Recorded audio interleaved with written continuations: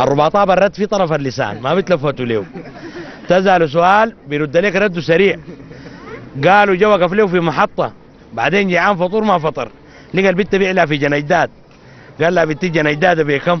قالت له 3000. قال لها خوارو هل دنه في الدايات. نحن سعيدين اخوانا زي ما قلنا نلاقي المرأة، وانا بحكي لي نكتة تتعلق بالموضوع ده.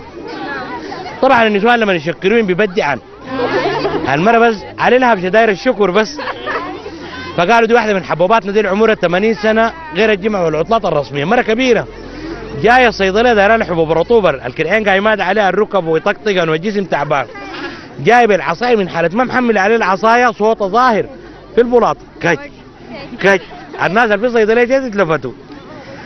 جات الدكتور النوع اللي بيرفع المعنويات ذاك الصيدلي زول ظريف كده ودمه خفيف. هاي زي كده. قال لها دايره شنو يا عسل؟ قالت يا عسل دي اتنفخت. جدعت العصايه بعيد قالت لها دايره فيرا اللفلي. ناخذ مساحات للرباطات في حلقتنا دي، غير انه يا اخواننا الرد سريع، الرد في طرف اللسان وسريع، وبعدين وصافين. رباطابي قالوا ركب لي مع ناس في مركب، وبعد ما المركب طلعت وصلت قريب لنص البحر، في واحد دار يقطع معاهم، الله يكرمك ماسك لي غنمايه ماسكها من نضانه يسوي كده. ده شافه في المركب الرباطابي عايل له كويس كده، قال له يا ريس في تغيير في تغيير. فناس في ده زول مرضان كوره وبيعرف يشبه الكوره. والسبق ده ذكرني عربي مشي للدكتور عيان، وبعدين يشكي للدكتور قال له تعبان تب وانا ميرود وانا حالتي صعبه خلاص، وصنقير غالبني صنقر وما بقدر امشي عديل وعيوني مطششات وسمعي تقيل. الدكتور قال لي يا اخي كشف عليك كده، قال لي بس انا داير اديك حياه معينه لو ما عملتها بتبقى كويس. قال لي قول لي. قال لي اول حاجه اوعى من الشيه.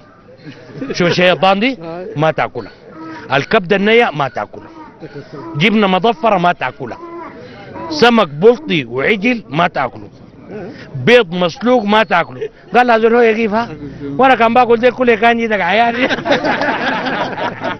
وديل انا راكلين عشان عيا. اعوذ بالله. المره كان نقد بتقصر عمرك.